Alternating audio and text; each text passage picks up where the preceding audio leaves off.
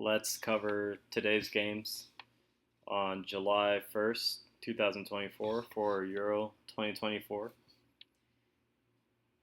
So, yeah, just another important slate of games here today. Um, yeah, we'll start with the early game first, which is France against Belgium.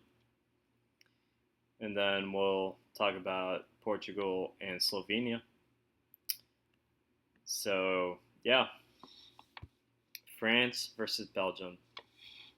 I mean, it was a bit of a titanic, quote unquote, battle, um, you know, going into this match, right? So, two teams that had two high powered offenses, potentially, that haven't really shown it in this tournament. And they just proved it yet again today that these high powered offenses just aren't going to really get it done in the end of the day. It's just going to come down to how well one team defends and who can prevent the least mistakes, which, it just, that's often what happens with international football, um, at least in the modern day. So I had France winning here 2-0. They actually won 1-0. And yeah, I'm just it's very hard to try to find a certain point to start with about this matchup. Personally, I was rooting more for Belgium in this game. It's not that I hate the French team whatsoever. I have a lot of respect for them, uh, and I really do think they're one of the best three teams in the world because they've just proven it time and time again uh, that they're that good, right? Um, but I thought it'd be nice to see if Belgium could have some success against a top tier opponent for once, and yet again, they they just can't quite get there. They can't deliver when the stakes are at the highest against the best competition. And yeah, it's not that France is obviously just the better team today. They created more opportunities, and even Mbappe. Some people could say he didn't really show up today. I'll say otherwise. Uh, he was there. The difference was really whether he scores or not. That's how we like to determine whether uh, the player is in form or out of form. Mbappe was still very impactful in this game, and he had some very nice chances that you know really on any other given day he might have just finished some of these chances. One in particular where he once again does his trademark, where he cuts in to the middle of the field from the left wing and just he smacks the ball. He's going for the far post, and it was going more towards the middle of the goal, and it just went over, just barely went over. But that's just one of those chances that you live with, and it shows all his qualities. Even the strike itself was a pretty phenomenal strike. Like, you know, 99% of us can't hit a ball that well. And, it just happened to go slightly over the bar. So, no shade on Mbappe. He was influential. He made his presence known throughout the game. France would give him the ball so that he could create their opportunities and pretty much dictate the tempo from, when Mbappe, they relied on Mbappe to see when it was their time to go for the goal or create opportunities. So France was letting Mbappe decide this kind of stuff. Not Griezmann, and Griezmann's capable of it, but uh, you know, just had a Griezmann had a very quiet match today, so less impactful. Maybe Belgium were taking him out. Not really sure what happened with Griezmann today. So yeah, that's just kind of my take on France at the moment. The goal, I mean, I just hated seeing that ball go into the back of the net the way it did because it's just one of those things where the Vertonghen did almost everything right that he needed to, and he tries to stop the ball from being crossed, and it just, I mean, it was great. Who was it? Kolomwani? Yeah, Kolomwani. He's just looking to play the ball towards the middle, and it takes an interesting set of, it. Kolomwani hits the ball towards the ground, causing it to bounce before it hits Vertonghen's leg and goes into the back of the net. And by that point, the Belgian keeper is just already out of position, anticipating the cross, and isn't quick enough to just stop the ball from going into the goal. So it's like when you have a matchup with Kevin De Bruyne and Kylian Mbappe and Antoine Griezmann and Romelu Lukaku, and you see it on 1-0 with that goal, it just takes a little bit of the juice that we could have had in this game. Maybe if it went into extra time, France would have probably still found a way to win this game, but it's just a little anticlimactic for me. So a little frustrating and not the best of games, especially if you were siding with Belgium, because what were they even doing out there?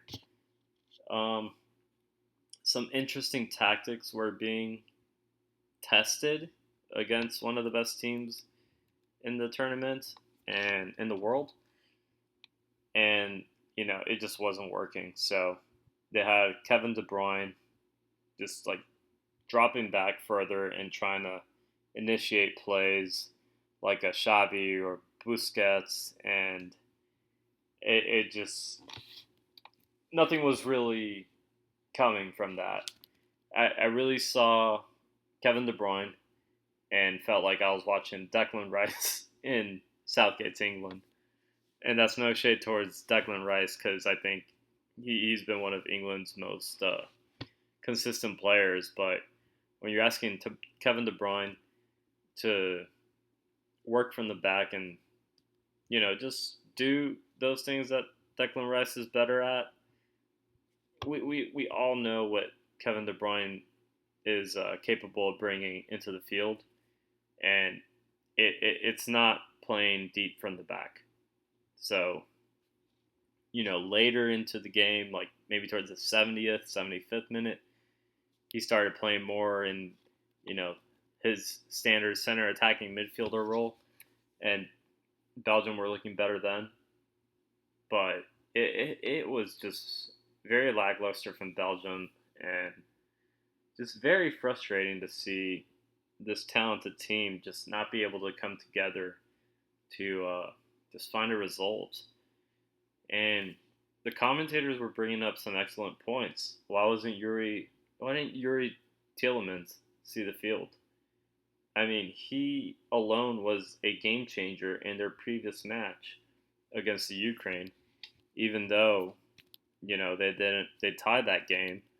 Yuri Tielemans made his presence known and just gave him that little extra bit of creativity that was needed from this Belgian team and in this game also. So no Yuri Tielemans. Very disappointed to see that. And no Leandro Trossard too. Another just super talented player who's once again, the commentator said this. He's used to coming off the bench for Arsenal, and he's impactful and has a great finish to him. But yet, we didn't see him on the pitch. So I'm yearning about just what Belgium could have done differently to face France. Um, and I think there was just some missed gears that Belgium could have used to just really try to change the outcome of this match or the trajectory of how this game was going. Because really, France was the better team throughout the whole 90 minutes, just about. You know, Doku, once again, I love seeing Doku play, and yeah, he was probably Belgium's best player today on the field. He was trying to make things happen, and not everything was working out, but you give Jeremy Doku his chances, you let him take on defenders, and good things happen from that. So, um, yeah, it's like I think Belgium could really build around Doku because he's just so much fun to watch, and he has tremendous potential. So let's hope he can live up to that and deliver for Belgium in future tournaments.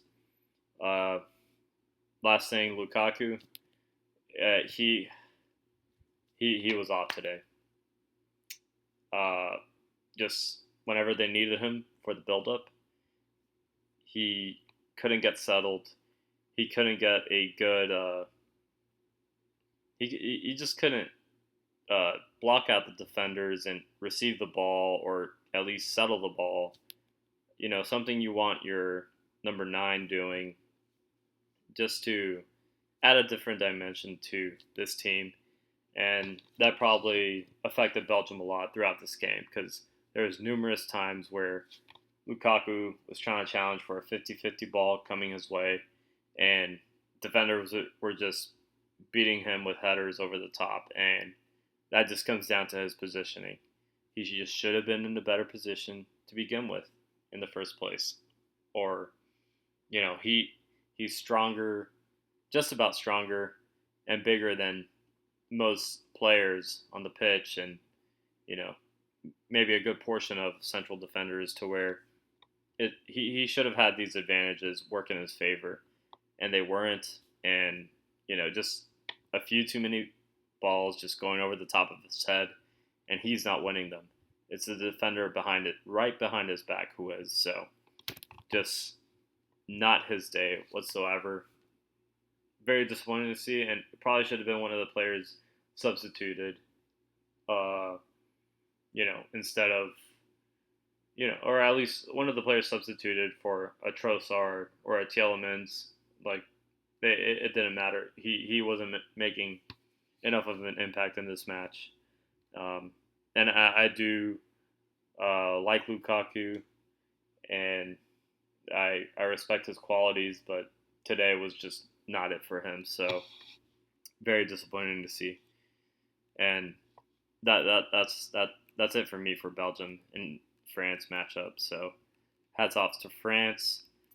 They'll go to the quarterfinals as we expected. And all right, let's cover. Yep, this is probably the game of the day: Portugal and Slovenia. Obviously we all expected Portugal to dominate the ball here, and I think we all expected Slovenia to just hang back and try to take their opportunities when they could. And man, did they look dangerous while trying to do so. Every time Slovenia got the ball, you'd see 3 or 4 players just rushing up the field, just providing that extra bit of support, making it very dangerous for this Portuguese defense. And the defense, they handled this pretty well. But yeah, every time Slovenia got the ball, I was definitely nervous for Portugal. It just seemed like they had a goal in them. Slovenia seemed like they had a goal coming. and it didn't come. They got what they wanted, which is to get the extra time and to get the penalty kicks. So that alone gave him the near closest best chances of winning. So yeah, I think that's good enough on Slovenia. Now we can discuss a little bit about Portugal. Obviously, controlling the ball, tremendous talent all across the pitch. Um, just very unlucky when it came to finishing in the final third. They were trying to feed Ronaldo. There were some impeccable balls that were being played into the 18-yard box and the 6-yard box, and they were almost sitting there on a platter for Ronaldo or an extra Portuguese player to finish. And it really just came down to that slight bit of difference in positioning. If Ronaldo hung a little further back, he might have gotten one of those headers in. But, we'll never know. It played out the way it did. Maybe he's lost a step in his jump, too. So that was probably just something that someone like Ronaldo is not used to. Where we know we've seen him just tower above defenders, trying to win getting onto those headers for goals. And I do feel like the deliveries were there, and it just came to just unfortunate timing and positioning on Ronaldo, and maybe some additional Portuguese players there running into the box. So a lot of good. We saw a lot of good from Portugal. I think overall this is a pretty positive game. Just not getting the goal is obviously detrimental, and it's not what we expect from a Portugal side that's this talented. So it's frustrating in that sense that they Slovenia were giving Portugal a run for their money, and yeah, it was just tough. I love what I saw from Rafael Leao. Maybe others didn't, but he was dangerous. He was taking players on. He had them second guessing themselves. So some good opportunities created from Rafael, but nothing came out of them once again. Then, probably just the most eye-catching player in this game was Joao Cancelo, and what a show he was giving us. Honestly, he was proving to be the difference maker in this game. He was taking on 2 to 3 defenders at one time in one dribble, in one go, and getting crosses into dangerous areas where, once again, Portugal just didn't quite have the defenders there. But, man, was he, we just really got to see what a terrific player Joao Cancelo was today on the ball, on the dribble. And I loved every second of it. And I'm just wondering why we can't see this Joao Cancelo every single time. It was just such a pleasure to watch. Just such a nifty and tricky player, and he was just giving Slovenia all sorts of problems. So, to me, if one of those crosses go in, he's automatically the player of the game in this match. So, just very unfortunate that none of those opportunities he created got converted into goals. So, I just can't wait to see some of these dribbles that he produced, because they were truly amazing, and it's just something you didn't really see throughout the tournament. I think you might have caught we caught some glimpses of it through some of the games, but not like this. So hats off to Joao Cancelo. So Portugal just have to find a way to convert some of these opportunities. And yeah, speaking of Portugal, let's talk about Ronaldo himself. Yes, he took his shots, he took his chances, and you almost just you can't fault someone like Ronaldo trying to take these opportunities for himself because he's just done it time and time again. So it's even harder for the Portuguese players to recommend, hey captain, step aside for this free kick. It's probably better if we just whip it in. So there was just one free kick there where Ronaldo, just way at the edge of the 18-yard box, where it's clearly in a better crossing opportunity, and Ronaldo just wants to take it on himself to try to put it in the back of the net. Um, and he had a couple free kicks that were nice early in the game. One came inches off nearly clipping the post, and it was a tremendous shot. But sometimes you just got to try something new. And yes, Ronaldo was really just trying to force his will and the ball to just go into the back of the net, and it just wasn't. It just felt like one of those moments where you're just forcing something every single time so much that it's just not going to happen to you. It just it, it gets out of your realm, and so Ronaldo was a little bit out of his element, out of his realm today. He's not the same player he was 5 years ago, 10 years ago, and it's tough to see when you see how he cares so much and he's showing all this emotion, and it's hard to see because he's used to he has standards for these sorts of you know stratospherical standards for himself that only he can reach and did reach, but now it's obvious it's been the decline, right? He's obviously still able to do some tremendous things. Like, he has a great shot on the ball, but um, there's just these other little things where Ronaldo just doesn't quite seem to understand that he needs to take just a step back, and then his team is able to create things for him, and it just seems like it's hard for him to come to grips with that. Um, and obviously, they got the result. So good. We get to see a little more Ronaldo. We get to see if he gets a score.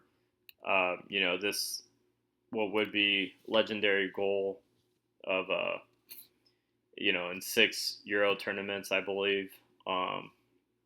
And he it just seems like he wants it so bad where it's almost causing a detriment to the team. So it's a little concerning, right? Like you saw him early. He had the assist against Turkey where he just passed it off to Bruno Fernandes when he easily could have had a shot, right? I'm not saying he would have scored because, as I mentioned earlier in the previous videos, that I do think the keeper in that moment had a good angle to save that shot, and you saw Ronaldo pass it off, and at that moment I thought, okay, this is a Ronaldo that understands that he needs to win, and he has to try to take on a different role to help the team win instead of just letting it be all about him. He has to get the goals, the headlines, the glory, and in this game we saw Ronaldo revert back to the mean, and that's that it has to be about him. He has to score this next goal because he hasn't this tournament, and it would be so huge for his legacy and the legacy for the Euros and players all across the world and his fans and you know all of Portugal. But it doesn't have to be that way. That's not you know Ronaldo just becoming a more normal human being and not be able to do the things he has to do. You know, it's like he has to learn a new way to play football, and that's by letting the ball do some of the work. Because sometimes it's just very hard for one player to, uh, just make drastic changes throughout the game every single play. And he was able to do that at one point, but now it's evident that that is not quite the case anymore. So then he steps up to take the penalty. And of course, who else are we going to have in Portugal take this penalty but Ronaldo? And Oblak makes an amazing saves. Top class goalkeeping from Oblak. He read it the whole way, and it was such a remarkable save that even Ronaldo just couldn't even believe it himself. But that's just all credit to Oblak, because it was not a bad penalty whatsoever. It's on frame. It's towards one of the corners.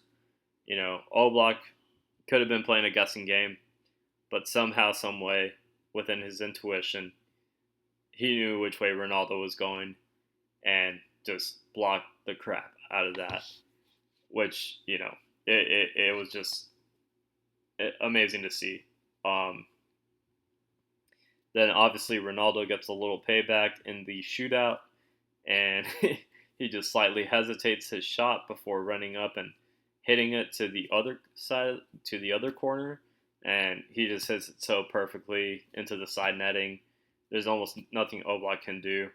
So props to him. He made an important shot, and what we saw here was something I've never witnessed throughout my lifetime. I mean, first-handedly seen on a football pitch, and that's a 3-0 penalty shootout where the Portuguese keeper, Diego Costa, just blocked every penalty possible before,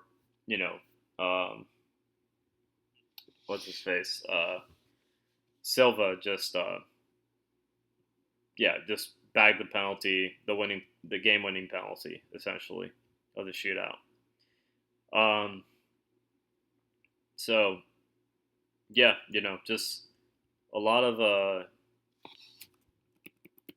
we just got to see a lot of Portugal's qualities today, and also just Ronaldo's almost like detriment to this side. So, interesting results. We knew Slovenia was not going to be a slouch of a team coming into this game, and they played the perfect game to give them the best chance to win. So, hats off to them. They gave Portugal a real run for their money, and now we have the essentially perfect quarterfinal setup for at least one side of the bracket, and it's exactly what we want. These are all teams that can win this tournament, and I believe one of the tournament winner is one of these four teams, and I'm really leaning towards Germany at this moment. But they have a monumental task against Spain, so this is essentially I believe this game will decide who the champion is. I think that the champion will come out of this game. But yeah, we have a rematch here of the 2016 final, Portugal and France. So there's a lot of fun to be seen here. Some awesome headlines coming out of here: Ronaldo versus Mbappe, the master against the apprentice, or just the master against the Jedi Knight. Now we could say. So, will Ronaldo pass on the torch to Mbappe? We will see, or will he keep it for himself for at least another game? So that'll conclude our review. Tomorrow we have Austria and Turkey. Can't wait for this matchup. And then we have Romania and Netherlands. This should be another good one. So let's see. I'm kind of feeling Romania right now. So let's see what's in store. I'll stay with that prediction. That's fine, and I'll definitely stick with this Austria prediction. So let's see what's in store. Thank you all for your time, and enjoy the games tomorrow. Peace.